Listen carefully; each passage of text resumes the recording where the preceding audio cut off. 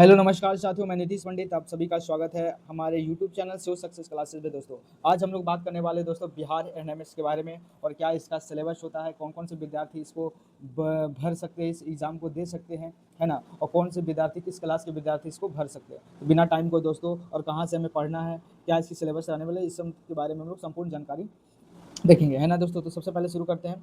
पहले नंबर है दोस्तों कह रहा है एनएमएस का जो है दोस्तों पूरा नाम क्या होता है। तो जो एनएमएस का जो है दोस्तों पूरा नाम होता है नेशनल मीन्स कम मेरिट स्कॉलरशिप होता है दोस्तों। यह भारत सरकार की छात्रवृत्ति योजना जिसे बिहार में एससीईआरटी बिहार द्वारा आयोजित किया जाता है, जिसका उद्देश्य गरीब लेकिन और मेधावी छात्रों को पढ़ाई जारी रखने में आर्थिक सहायता देना है दोस्तों। ये जो स्कॉलरशिप है दोस्तों एनएमएस एग्जाम, जिसका फुल फॉर्म होता है national means cum merit scholarship, ये भारत सरकार की योजना है। लेकिन जो एनएमएस एग्जाम कराने की जो जिम्मेवारी दी गई दोस्तों हर स्टेट को दी गई है। तो बिहार के अंदर जो है दोस्तों इस एग्जाम को कंडक्ट कराने का जो है जिम्मेवारी दी गई है, वो एससीईआरटी को दी गई है ना दोस्तों। और अब अगला है दोस्तों, नेक्स्ट कह रहा है कि कौन कौन से जो विद्यार्थी जो एनएमएस एग्जाम को दे सकते हैं, है ना। अगर जो विद्यार्थी अगर चयनित होते इस एग्ज़ाम को देते हैं दोस्तों, तो उसको जो है प्रत्येक वर्ष जो 12,000 रुपया मिलता है। और जो स्कॉलरशिप मिलता है दोस्तों 9वीं क्लास से 12वीं तक की क्लास तक को छात्रवृत्ति मिलती है, लगभग 4 साल तक मिलती है।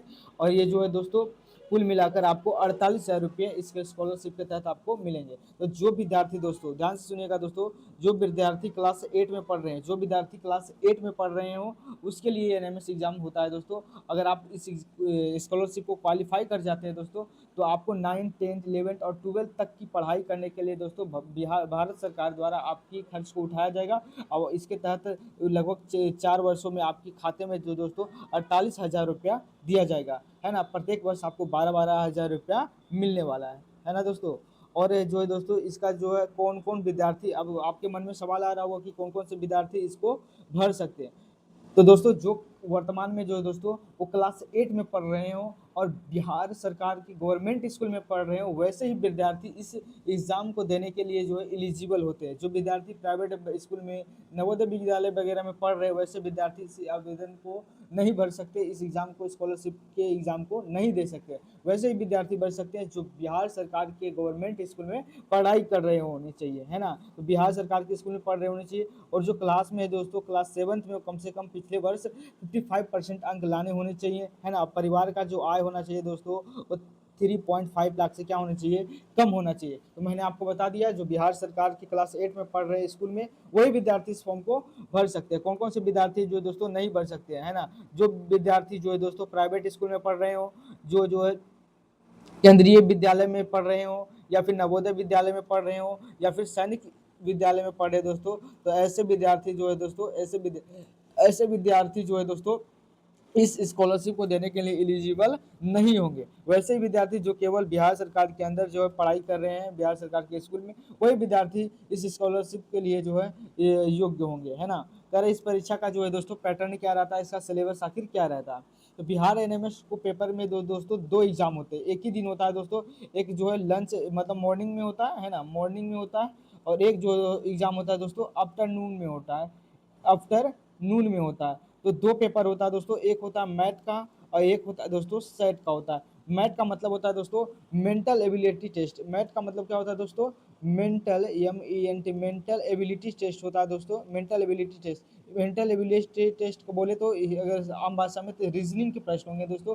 रीजनिंग के जो दोस्तों आपके 90 प्रश्न होने वाले हैं। और कितने मार्क्स के रहने वाले दोस्तों, तो ये 90 मतलब प्रत्येक क्वेश्चन जो है दोस्तों एक एक नंबर के रहने वाले होंगे, है ना। तो मैथ में भी 90 क्वेश्चन रहेंगे, और जो सेट में भी है दोस्तों इसमें भी जो है दोस्तों आपके 90 मार्क्स रहेंगे। टोटल जो एग्जाम होता है दोस्तों 180 मार्क्स का एग्जाम होता है, जिसमें 90 नंबर का होता है आपका रीजनिंग रहता है, और 90 नंबर के अंदर जो है दोस्तों उसमें मैथ रहता है, साइंस रहता है, और क्या रहता है जीएस वगैरह रहता है इसी 90 अंक के अंदर, है ना। ये जो एग्जाम होता है दोस्तों, ये जो एग्जाम होता है दोस्तों ये जो एग्जाम होता है वो हमारे बेस होता है ना। इसमें कोई निगेटिव मार्किंग वगैरह नहीं होती है। मैथ में क्या क्या पूछा जाता है दोस्तों, तो जैसे रीजनिंग के अंदर जो दोस्तों analogy, series, coding, decoding, classification, puzzle, ये सब जो है दोस्तों ये प्रमुख जो है टॉपिक होते हैं। अभी हम सिलेबस को और भी अच्छे तरीके से डिस्कशन करेंगे, है ना। आगे बढ़ते हैं। कह रहा सेट में जो है दोस्तों क्या पूछा जाता है, मैंने तो बता दिया। मैथ के अंदर जो है दोस्तों, इसमें मैथ के अंदर जो है रीजनिंग, RESONING रीजनिंग पूछा जाता है दोस्तों। कितने मार्क्स का पूछा जाता है, तो 90 मार्क्स का पूछा जाता है। और जो सेट जो होता है दोस्तों, उसके अंदर आपको गणित के जो है दोस्तों, गणित के यहाँ पे आप, मैं कल थोड़ा सा चेंज कर देता हूँ। गणित के जो है दोस्तों आपके 20 प्रश्न होते हैं, और विज्ञान से दोस्तों फिजिक्स केमिस्ट्री बायोलॉजी से मिलाकर जो है दोस्तों 35 क्वेश्चन होते हैं। और जो सामाजिक विज्ञान होता है दोस्तों, इससे भी टोटल 35 क्वेश्चन होते हैं। तो 35 35 70 70 और 20 कितना हो जाएगा दोस्तों, 90 क्वेश्चन होते हैं सेट से, है ना दोस्तों। इसमें मैथ का लेवल बहुत अच्छा रहता है दोस्तों, साइंस का लेवल भी बहुत अच्छा रहता है, और सामाजिक विज्ञान का भी लेवल बहुत अच्छा रहता है ना। चयन कैसे होता है दोस्तों, तो जो विद्यार्थी इस स्कॉलरशिप को बिल्कुल एकदम निकालना चाहते हैं दोस्तों, तो उस विद्यार्थी को दोस्तों कम से कम मिनिमम माना जाता है, क्वालिफाइंग जो मार्क्स होता है दोस्तों 33% होना चाहिए। कितना मार्क्स होना चाहिए, दोनों पेपर के अंदर 33% जो है आपके मार्क्स होने चाहिए, है ना दोस्तों। कह रहा मैथ और सेट में दोनों में जो न्यूनतम अंक लाना है, इसका मतलब ये नहीं हुआ कि 33% आप ला दें तो आप एलिजिबल ही होंगे।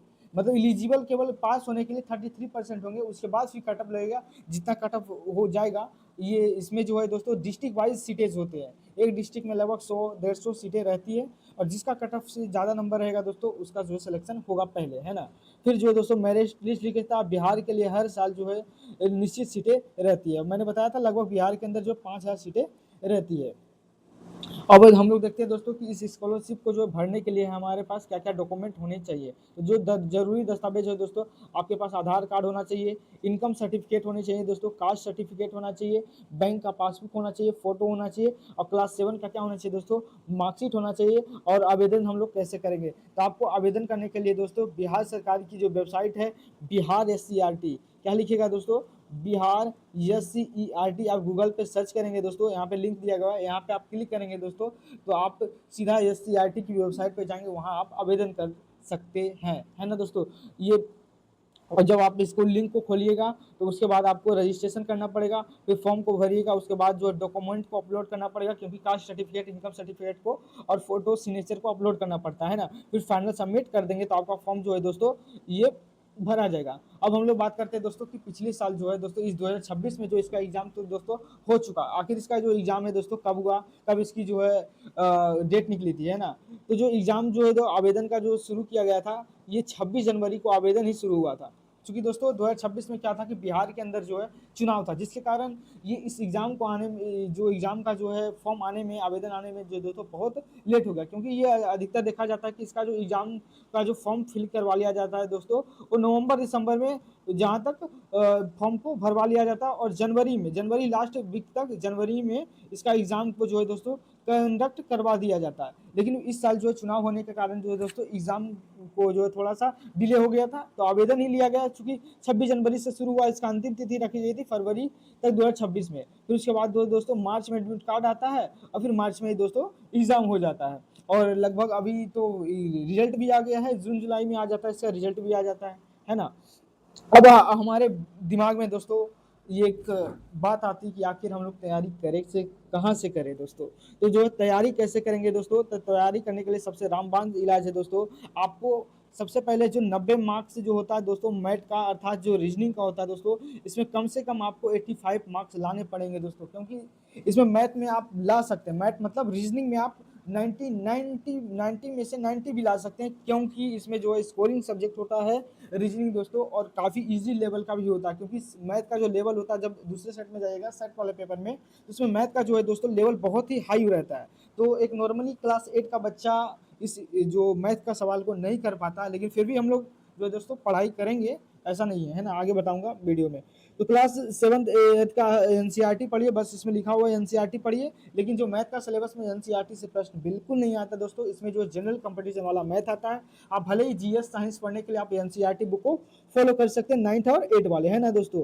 पुराना NMS, और जो इस एग्जाम को पूरा मतलब अगर तैयारी करना चाहते हैं दोस्तों, तो आपको सबसे पहले जो है क्वेश्चन पेपर पे आपको पकड़ बनाना पड़ेगा, टाइम मैनेजमेंट करना पड़ेगा दोस्तों। क्योंकि आपको 90 क्वेश्चन के लिए 90 मिनट ही दिए जाते हैं, है ना। NMS का जो फायदा क्या होगा दोस्तों, तो आपको आर्थिक सहायता दिया जाएगा, है ना। अगर आप गरीब तबके के लोग हैं, तो आप आगे पढ़ाई करना चाहते हैं, तो आपको सहयोग मिलेगा, है ना। आगे जाके पढ़ाई में मदद करेगी, स्कॉलरशिप का जो है रिकॉर्ड आपके रहेंगे, है ना। फिर कह रहा है आत्मविश्वास बढ़ता, अगर आप इस एग्जाम को निकाल लेते हैं दोस्तों तो आपका आत्मविश्वास बढ़ेगा। आप चाहो तो दोस्तों बिहार एनएमएस का जो पूरा सिलेबस आपको मैं बता देना चाहता हूँ, और मैं सबसे पहले बता देता हूँ, यहाँ पे लिखा हुआ है दोस्तों कट ऑफ। आपको मैंने अभी बताया दोस्तों, थोड़ा सा इसका थिकनेस को कम कर लेता हूँ, 1 मिनट रुक जाइएगा। ये जो अभी मैंने बताया दोस्तों, एग्जाम जो है दोस्तों 2 पेपर होता है, एक मैथ का होता है दोस्तों, जिसको कहते हैं रीजनिंग। क्या कहते हैं दोस्तों?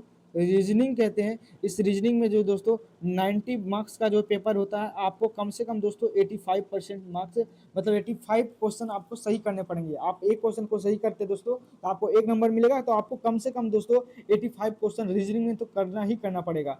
और दोस्तों सेट वाला जो पेपर होता है, कौन सा? जो सेट का पेपर होता है दोस्तों, उसके अंदर आपको कम से कम तो जो दोस्तों, अगर मैं टोटल मैं जोड़ना चाहूँ तो कम से कम तो आपको सेट के अंदर जो 50 से दोस्तों 60 नंबर के बीच में आपको कम से कम लाना ही पड़ेगा। इसका अगर मैं कट ऑफ देखना चाहूँ दोस्तों, तो कम से कम अगर आप सेफ स्कोर चाहते हैं कि कम से कम कितना मार्क्स लाएं कि आप में इसका सिलेक्शन हो जाए, तो कम से कम आप मान लीजिए दोस्तों 140 से आप एभव नंबर लाते हैं, 140 से आप एवं नंबर लाते हैं दोस्तों, तो बिल्कुल आप सेफ रहेंगे, है ना। आपका जो सिलेक्शन होने का जो है दोस्तों लगभग 99% जो है दोस्तों चांस रहता है। अगर आप कितना मार्क्स लाते हैं दोस्तों, जब आप 140 मार्क्स से एवं नंबर लाते हैं तब, है ना दोस्तों। तो आप जो कम से कम आज से ही जो दोस्तों, कम से कम इतना तो मैथ में जो दोस्तों, मैथ में जो रीजनिंग होता है, कम से कम आप इतना मान लीजिए कि इतना मैं प्रैक्टिस कराऊंगा, है ना। मैं फाउंडेशन बैच लाने वाला हूँ बिहार एनएमएस के लिए, तो कम से कम जो है दोस्तों आपको मैथ में जो है दोस्तों रीजनिंग में 85%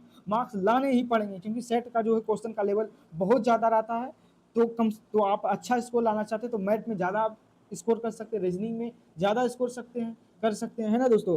और उसके बाद देखते हैं दोस्तों इसका जो सिलेबस क्या रहने वाला, सिलेबस को हम लोग देखते हैं, है ना। तो सबसे पहले जो है रीजनिंग का सिलेबस देखते हैं दोस्तों, किसका? तो रीजनिंग का। तो रीजनिंग के अंदर जो है दोस्तों, जिसको बोलते हैं मानसिक, जिसको बोलते हैं इंग्लिश में बोलते हैं मेंटल एबिलिटी टेस्ट, इसको हिंदी में बोलते हैं सामान्य मानसिक योग्यता, है ना, रीजनिंग को। तो रीजनिंग के अंदर जो दोस्तों सबसे जो महत्वपूर्ण टॉपिक रहता है वो रहता है दोस्तों सीरीज। सीरीज से दोस्तों 4 से 5 क्वेश्चन रहने की गारंटी रहता है दोस्तों। 4 से 5 क्वेश्चन एक ही चैप्टर से रहता है रीजनिंग में। और वर्गीकरण से दोस्तों 4-5 क्वेश्चन रहता है दोस्तों। सादृश्यता से भी क्वेश्चन रहता है, 4-5 रहता है। लगभग जो है हर एक टॉपिक से 4-4 5-5 क्वेश्चन रहता है, क्योंकि इसमें क्वेश्चन का जो टोटल नंबर रहता है दोस्तों 90 नंबर का रहता है, जिसमें हर टॉपिक से 3 क्वेश्चन 4 क्वेश्चन रहता है ना।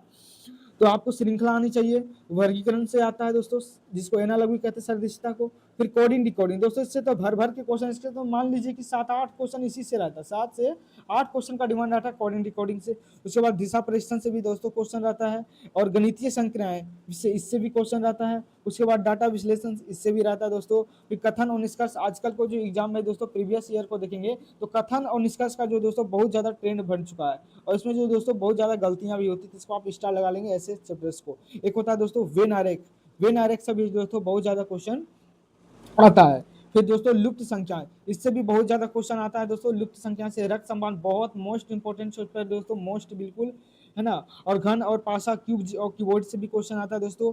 और जो है औपबंधिक संख्याएं क्रम, जिसको बोलते हैं दोस्तों कॉन्टिनेंटल नंबर्स सीक्वेंस, इससे भी क्वेश्चन आता है। घड़ी और समय टाइम से भी आता है क्वेश्चन दोस्तों। कह देगा कि 3:40 हो रहा है, तो बताइए घड़ी के जो मिनट की सुई और घंटे की सुई के बीच में कितना डिग्री का कोण बन रहा है, इस तरह का क्वेश्चन भी आता है। आकृति फिगर रीजनिंग, जब आप क्योंकि रीजनिंग पढ़े होंगे जरा मन भी, आप कुछ भी नहीं जानते दोस्तों तो कोई बात नहीं है। रीजनिंग को मैं अभी जून से ही इसको फाउंडेशन बैच को शुरू करने वाला हूँ। आप मेरे साथ लगभग 3-4-5 महीना जुड़े रहेंगे तो आपको बहुत ही फायदा होने वाला है ना। तो रीजनिंग के अंदर जो है दोस्तों, एक होता है वर्बल रीजनिंग, और एक होता है दोस्तों नॉन वर्बल रीजनिंग। तो नॉन वर्बल रीजनिंग जिसको बोलते हैं दोस्तों चित्र वाला रीजनिंग, आम भाषा में बोलते हैं चित्र वाला रीजनिंग, है ना दोस्तों। और इसमें जो वर्बल होता है मतलब लिखा हुआ होता है। तो नॉन वर्बल रीजनिंग देखिए यहाँ से शुरू हो जाता है दोस्तों। आकृति का श्रृंखला, यहाँ से क्वेश्चन आता है आकृति का श्रृंखला से। और सादृश्यता, आकृति का भी सादृश्यता से भी आता है। दर्पण से क्वेश्चन आता है दोस्तों। आकृति को जो गिनना, फिगर जैसे इस तरीके का क्वेश्चन दे देगा और कहेगा कि बताइए इसके अंदर जो है कितने त्रिभुज बन रहे हैं। तो इस तरह का भी क्वेश्चन आते रहता है दोस्तों, है ना। तो ये रीजनिंग का जो है दोस्तों, आप इसका जो सिलेबस आप अच्छे से, मैं आपको, आप स्क्रीनशॉट लेना भी चाहते तो ले सकते हैं ना। नेक्स्ट है दोस्तों, अब अभी मैंने बताया कि रीजनिंग में तो टोटल 90 मार्क्स का रहेगा, और जो अभी मैंने बताया कि जो सेट जो होता है ये भी कितने मार्क्स का आता है, 90 मार्क्स का। और इसमें जो साइंस जो होता है दोस्तों वो कितने रहते हैं, ये 35 क्वेश्चन का रहता है, इसमें फिजिक्स केमिस्ट्री बायोलॉजी तीनों मिला कर रहते हैं। और एसएसटी जिसको बोलते हैं सोशल साइंस, जिसमें हिस्ट्री पॉलिटिक्स इकोनॉमिक्स और जो ज्योग्राफी रहता है, इकोनॉमिक्स तो नहीं रहता है लेकिन ज्योग्राफी पॉलिटी और हिस्ट्री रहता है दोस्तों, इससे भी तीनों मिलाकर 35 क्वेश्चन रहते हैं। और जो है दोस्तों मैथ का जो रहता है इससे जो है 20 क्वेश्चन आता है, टोटल मिलाकर कितने मार्क्स हो गए दोस्तों, 90 क्वेश्चन का रहता है। तो विज्ञान के अंदर जो दोस्तों क्या क्या रहने वाला है ये टॉपिक है ना, तो इसके अंदर जो दोस्तों फसल से रहता है उत्पादन एवं प्रबंधन, दूसरा चैप्टर होता है दोस्तों सूक्ष्म जीव एवं रोग, फिर उसके बाद है दोस्तों जंतुओं व पौधों में जनन रिप्रोडक्शन से भी ये भी क्वेश्चन आता है दोस्तों, पादप व जंतु में पोषण किस तरीके से, विटामिन प्रोटीन ये सब के बारे में पढ़ना होता है इसमें, परिवहन एवं परिसंचरण तंत्र है ना दोस्तों, ट्रांसपोर्टम सिस्टम एंड सर्कुलेटरी सिस्टम के बारे में पढ़ना होगा, श्वसन रिस्पिरेटरी सिस्टम, किशोरावस्था जिसको बोलते हैं दोस्तों, एक होगा पौधे एवं जंतुओं का जो संरक्षण, जैव विविधता बायोडाइवर्सिटी, इससे भी क्वेश्चन बहुत इंपॉर्टेंट चैप्टर आने वाला साइंस के अंदर दोस्तों। उसके बाद दोस्तों फिजिक्स का जो टॉपिक अगर देखें साइंस के अंदर ही, तो गति और समय से क्वेश्चन आता है, घर्षण बल बहुत इंपॉर्टेंट क्वेश्चन है दोस्तों, हर साल आता है, फिर ध्वनि से आता है दोस्तों, विद्युत धारा वाले इलेक्ट्रिक से भी आता है, प्रकाश लाइट, भले ही क्लास 8 का ये सिलेबस में नहीं है दोस्तों, लेकिन बिहार एनएमएस के अंदर जो है दोस्तों ये पूछा जाता है, क्योंकि देखिए ये एग्जाम भले ही क्लास 8 का है दोस्तों, लेकिन अगर क्लास 10 का बच्चा जो मैट्रिक क्या हम तो कह रहे हैं 12 तक का भी बच्चा अगर जो है 12th में पढ़ रहा है, वो भी इस स्कॉलरशिप को जो है दोस्तों उसके सिलेबस में ये सब चीज़ें नहीं होती है, लेकिन आपको पढ़ना पड़ेगा दोस्तों, रीजनिंग पढ़ना पड़ेगा, साइंस पढ़ना पड़ेगा, अच्छे डीप से पढ़ना पड़ेगा, और ज्योग्राफी हिस्ट्री पॉलिटिक्स पढ़ना पड़ेगा दोस्तों, तभी आपका सिलेक्शन हो पाएगा। उसके बाद लाइट हो सकता है, फिर तड़ित एवं जो है भूकंप के बारे में पढ़ना है दोस्तों, अम्ल क्षार लवण दोस्तों, ये सब क्लास 10 का टॉपिक है, लेकिन आपको क्लास 8 में, क्योंकि आपको स्मार्ट दिखना तभी तो आपको स्कॉलरशिप देगी बिहार सरकार, है ना। खनिज एवं जो धातु, इससे भी क्वेश्चन आते हैं दोस्तों, कार्बन और उसके यौगिक, ये भी क्लास 10 का चैप्टर है, लेकिन आपको क्लास 8 में ही पढ़ना है ना। दहन एवं ज्वाला, इससे जो है दोस्तों बहुत ही इंपॉर्टेंट चैप्टर मैंने लिखा है, इससे जो हर बार जो है कम से कम 35 में से दोस्तों आप अगर मेरे साथ अगर आप तैयारी करेंगे शुरू से अंत तक दोस्तों, तो मैं आपको यकीन देना चाहता हूँ कि 30 में से दोस्तों कम से कम 35 क्वेश्चन में दोस्तों आपको मैं 30 जो नंबर मैं जरूर दिलवाने का वादा करता हूँ दोस्तों, है ना। और सामाजिक विज्ञान के अंदर जो दोस्तों, सामाजिक एवं रासायनिक विज्ञान के अंदर जो है दोस्तों, सबसे पहले जो है आपको जो भारतीय संविधान इसके अंदर आता है ना, सामाजिक विज्ञान जिसको सोशल साइंस में, ये जो टॉपिक है दोस्तों ये पॉलिटिकल साइंस का है ना, सिविक्स जिसको बोलते हैं, इसके अंदर आपको भारतीय संविधान को पढ़ना पड़ेगा, फिर धर्मनिरपेक्षता को पढ़ना पड़ेगा, संसद के बारे में, लोकसभा क्या होता है, राज्यसभा क्या होते हैं, कितने निर्वाचित सदस्य जो लोकसभा में जाते हैं, राज्यसभा में कि बनने का सदस्य बनने के लिए कितने एज होने चाहिए, प्रधानमंत्री बनने के लिए कितना एज होना, इस तरह के टॉपिक संसद के अंदर पढ़ना है। कानून की समझ पढ़ना है दोस्तों, कि संविधान को कौन सा चीज़ जो है भारतीय संविधान से कहाँ से लाया गया है, नागरिकता कहाँ से लिया गया है, मौलिक अधिकार कहाँ से, इस तरह के क्वेश्चन पूछे जाते हैं। न्यायपालिका के बारे में, हमारी जो है दोस्तों आपराधिक न्याय प्रणाली पढ़ना है दोस्तों, ये सब कानून के बारे में हम लोगों को पढ़ना पड़ेगा। मैं पूरे टॉपिक को पढ़ाऊंगा दोस्तों यूट्यूब पर फ्री बिल्कुल पढ़ाऊंगा दोस्तों, तो आप मेरे साथ जुड़े रहिएगा। आप इस चैनल पर नए हैं दोस्तों तो जरूर सब्सक्राइब कीजिएगा। और जो दोस्तों हिस्ट्री के अंदर दोस्तों, अभी मैंने पॉलिटी का सिलेबस देखा था, उसके बाद हम लोग देख रहे हैं दोस्तों ये हिस्ट्री का। तो हिस्ट्री के अंदर दोस्तों सबसे पहला टॉपिक होता है कब कहाँ और कैसे, इससे आता है दोस्तों व्यापार से जो है सामान्यतः कंपनी की सत्ता की कैसे स्थापना होती है दोस्तों, क्या होता है बक्सर का युद्ध, क्या होता है प्लासी का युद्ध, किस तरह से 1857 की क्रांति होता है, ये सब बारे में देखें। ग्रामीण क्षेत्र पर जो है शासन चलाना किस तरीके से अंग्रेजों ने चलाया था, आदिवासी दिगु एवं जो है स्वर्ण युग की जो कल्पना। नेक्स्ट टॉपिक होता है दोस्तों जब जनता बगावत करती है तो 1857 की क्रांति। ये जो है दोस्तों बहुत ही इंपॉर्टेंट चैप्टर है, बोले दोस्तों ये बहुत ही इंपॉर्टेंट चैप्टर आने वाली है आप सभी के लिए। 1857 की क्रांति से बहुत क्वेश्चन आता है दोस्तों, बुनकर लोहा बनाने वाले ये फैक्ट्री, इन सब से भी आता है। देसी जनता को जो है सब बनाना, राष्ट्र की जो शिक्षित करना, महिला जाति सुधार, इससे भी आता है दोस्तों। राष्ट्रीय आंदोलन का संगठन और बहु कल्पीय प्रश्न, इनसे भी क्वेश्चन आते हैं दोस्तों। तो ये सब जो है क्वेश्चन दोस्तों इन टॉपिक से अब आपके मन में आ रहा होगा दोस्तों, इतने सारे जो टॉपिक्स है हिस्ट्री के दोस्तों, ये आखिर हम लोग कहाँ से पढ़ेंगे दोस्तों। तो कोई बात नहीं दोस्तों, सबसे पहले जो हम सीरीज फाउंडेशन बैच जो है दोस्तों एनएमएस का फाउंडेशन बैच हम लोग शुरू करने वाले हैं। अभी हम लास्ट क्लास में हम लोग डिस्कस करेंगे, है ना।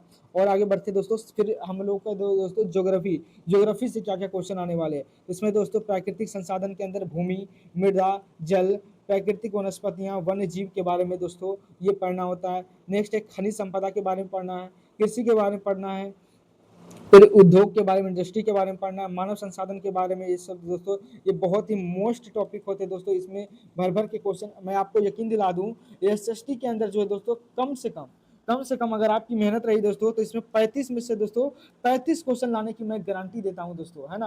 आप यकीन मानिए साइंस में तो क्योंकि थोड़ा सा हार्ड होगा आपके लिए, तो मैं 35 में दोस्तों गारंटी दे सकता हूँ 30 क्वेश्चन बिल्कुल एज इट इज फंसेंगे। और एसएसटी में दोस्तों अगर आपकी एसएससी पहले से मजबूत है तो मान लीजिए 32 से 33 क्वेश्चन आप बिल्कुल ही कर पाएंगे। अगर आप मेरे साथ बिल्कुल अच्छे से तैयारी करते हैं तो आपका 35 में से 35 आने की मैं गारंटी देता हूं दोस्तों, है ना। और गणित के अंदर जो है दोस्तों, इसमें मैंने बता दिया है कि गणित के अंदर जो है टॉपिक थोड़ा सा बड़ा रहता है, लेकिन नो डाउट बहुत अच्छा रहता है। गणित का लेवल बहुत ज़्यादा हाई रहता है, लेकिन कोई बात नहीं, हम लोग फाउंडेशन बैच करेंगे तो बिल्कुल एक एक क्वेश्चन को हम लोग देखेंगे, है ना।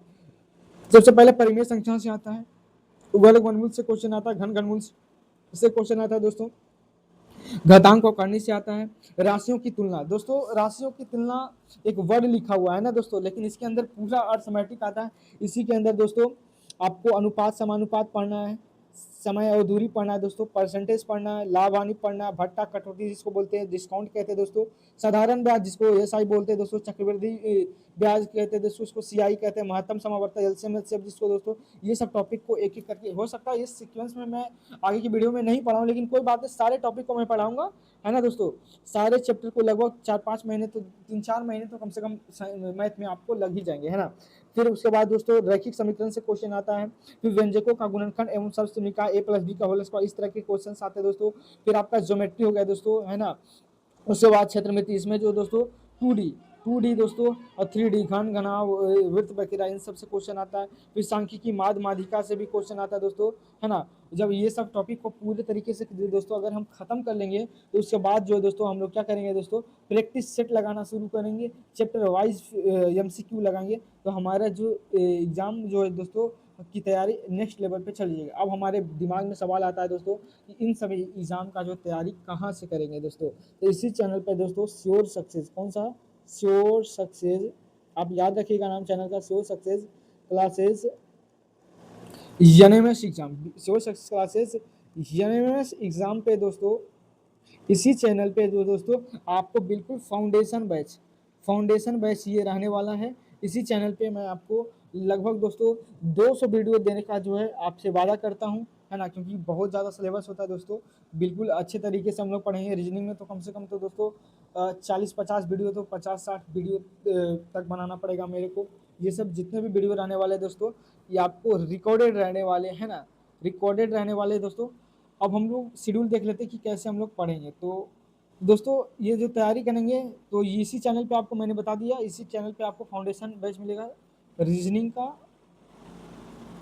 का और मैथ का। पहले हम लोग शुरू करेंगे, रोज 2 वीडियो आएंगे, पहले रीजनिंग का आएगा, उसके बाद फिर मैथ का आएगा, 2 वीडियो आएगा। जब हम लोग मैथ का सिलेबस को दोस्तों खत्म कर लेंगे और रीजनिंग का सिलेबस को खत्म कर लेंगे दोस्तों, तो उसके बाद आपके लिए जो साइंस फिर साइंस लाया जाएगा। उसके बाद जो दोस्तों एसएसटी को लाया जाएगा, क्योंकि दोस्तों रीजनिंग 90 मार्क्स का, इसमें तो आप मान लीजिए 90 में से कोशिश कीजिएगा 90 मार्क्स आने ही चाहिए, है ना। इसी से ज़्यादा नंबर उठने वाला है दोस्तों रीजनिंग से। उसके बाद जो है दोस्तों रीजनिंग और मैथ में आपको बहुत ज़्यादा मेहनत करना पड़ेगा दोस्तों। अगर 20 में से दोस्तों अगर आप 15 क्वेश्चन भी कर लिए तो आप बहादुर माने जाएंगे, क्योंकि रीजनिंग इसमें मैथ का जो क्वेश्चन जो है दोस्तों बहुत अच्छे लेवल का रहता है, इसलिए मैं आपको बोल रहा हूँ। अगर मैं दोस्तों तो बात करूँ कि कितने दिन में सिलेबस खत्म हो जाएगा, तो मान लीजिए जून है, जुलाई, अगस्त सितंबर तक दोस्तों रीजनिंग का और जो मैथ का सिलेबस जो अगस्त तक मान लीजिए रीजनिंग और जो है दोस्तों मैथ का जो सिलेबस को जो है यथासंभव कोशिश किया जाएगा दोस्तों, गारंटी नहीं ले सकता हूँ। इसका सिलेबस को जो दोस्तों खत्म किया जाएगा। उसके बाद हम लोग साइंस को पढ़ेंगे, उसके बाद एसएसटी। मैं आपको यकीन दिला रहा हूँ दोस्तों कि अगर आप मेरे साथ जुड़कर जो है दोस्तों आप पढ़ लिए ना दोस्तों, तो मैं सच कहता हूँ, मैं सबसे बड़ी बात ये है कि मैंने दोस्तों, माय नेम इज़ नीतीश पंडित दोस्तों, नीतीश पंडित मेरा पूरा नाम है दोस्तों, है ना। मैंने दोस्तों, एक मिनट, नीतीश पंडित मेरा नाम है।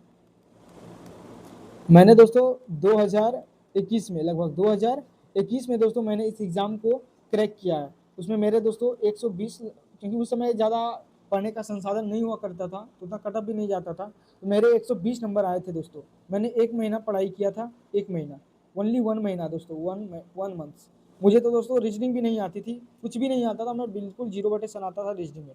लेकिन मैंने तैयारी शुरू किया, मैं सेल्फ स्टडी किया उसके बाद दोस्तों, तो इसीलिए दोस्तों मैंने इस एग्ज़ाम को दिया है ना? इसलिए हमको पता है कि किस तरीके से तैयारी करना है। तो आप मान लीजिए कि आपका अगर रीजनिंग अगर बढ़िया हो गया दोस्तों, रीजनिंग अगर आपका रीजनिंग में दोस्तों अच्छा स्कोर कर पाए, 90 में से अगर आप 85 क्वेश्चन भी दोस्तों कर लिए, और सेट में जो दोस्तों कम से कम आप मान लीजिए 35 तो बहुत कम बोल दिया, 40 से दोस्तों 50 मार्क्स आपको कम से कम इतना लाना ही पड़ेगा दोस्तों। सेट के अंदर 50 तो मानना ही पड़ेगा सेट में, क्योंकि अगर आप इसमें अगर मैथ में मान लेता हूँ, अगर सेट में साइंस में देखिए, अगर आप टोटल मैंने बताया 35 क्वेश्चन था, अगर आप उसमें 25 क्वेश्चन भी मैं मान लेता हूँ कम ही बना पाते हैं, क्योंकि 8वीं क्लास का बच्चा साइंस कर भी नहीं पाता, क्योंकि क्वेश्चन का लेवल ज़्यादा रहता है। तो 25 क्वेश्चन अगर आप लगा भी देते हैं दोस्तों, है ना, 25 क्वेश्चन कम से कम, तो आप बहुत बहादुर माने जाएंगे मैथ के लिए, है ना। मैथ के लिए नहीं, साइंस के लिए, सॉरी, साइंस के लिए, एक मिनट, साइंस के लिए दोस्तों, अगर आप साइंस में दोस्तों ला दिए आप 25 क्वेश्चन, तो बहादुर माने जाएंगे। अगर एसएसटी में दोस्तों आप 30 नंबर ला सकते हैं, बिल्कुल ला सकते हैं एसएसटी में, क्योंकि मैं आपको हिस्ट्री पॉलिटिक्स अच्छे तरीके से पढ़ाऊंगा, इसलिए क्योंकि मेरा सब्जेक्ट भी एसएसटी पे ज़्यादा मेरे मजबूत है, तो आपका भी मजबूत हो जाएगा। 30 और 25 आप मैथ, भले ही आपका गधा जैसा मैथ हो, लेकिन कोई बात नहीं, हम लोग 60-70 वीडियो में अच्छे फाउंडेशन बैच की तरह बिल्कुल धीरे धीरे हम पढ़ेंगे। तो आपको मैं यकीन दिला दूं कि 20 में से दोस्तों कम से कम आप कोशिश कीजिएगा, कम से कम 15 क्वेश्चन जो है हम लोग सही कर पाए, तो आपका जो है दोस्तों सिलेक्शन होने से कोई भी नहीं रोक सकता। चाहे आप गांधी जी को बुला दें या किसी और को, ब्रह्मा जी भी आ जाएंगे तो नहीं रोक पाएंगे। हाँ खैर, ब्रह्मा जी रोक सकते हैं, मतलब मेरे कहने का सेंस है दोस्तों कि आप कम से कम जो है कटअप से दोस्तों 140 नंबर आपको लाना ही पड़ेगा। 140 नंबर आप अगर ला देते हैं दोस्तों, तो आपका सेफ स्कोर माना जाएगा, सेफ स्कोर माना जाएगा। तो आपका जो है दोस्तों 2027 में जो है दोस्तों बिहार एनएमएस का अंदर, जो है दोस्तों बिहार एनएमएस के अंदर आपका भी नाम आने वाला है, और आपको जो है दोस्तों लगभग 48,000 रुपया का स्कॉलरशिप मिल जाएगा दोस्तों। अगर आप चाहते हैं माँ बाप का सपना पूरा हो, अगर आप चाहते हैं दोस्तों कि औरों से अगर हम बेहतर बने, औरों से जो दोस्तों अलग दिखें, है ना दोस्तों, तो आपको अलग मेहनत करना पड़ेगा, तभी आपका सिलेक्शन होना पड़ेगा। बिल्कुल जी जान लगा दीजिएगा इस एग्ज़ाम के लिए, क्योंकि जब आप समाज में जाएंगे, जब इस एग्ज़ाम को निकाल कर, तो आपका थोड़ा सा प्रतिष्ठा जरूर बढ़ेगा, आपके अंदर कॉन्फिडेंस आएगा।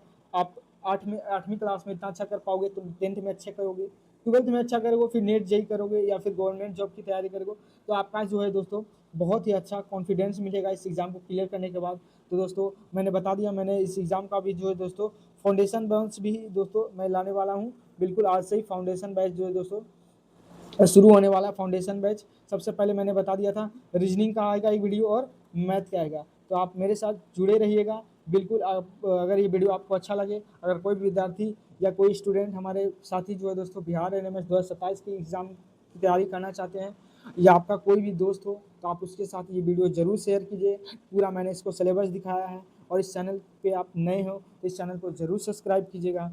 तो दोस्तों तब तक के लिए जय हिंद, धन्यवाद।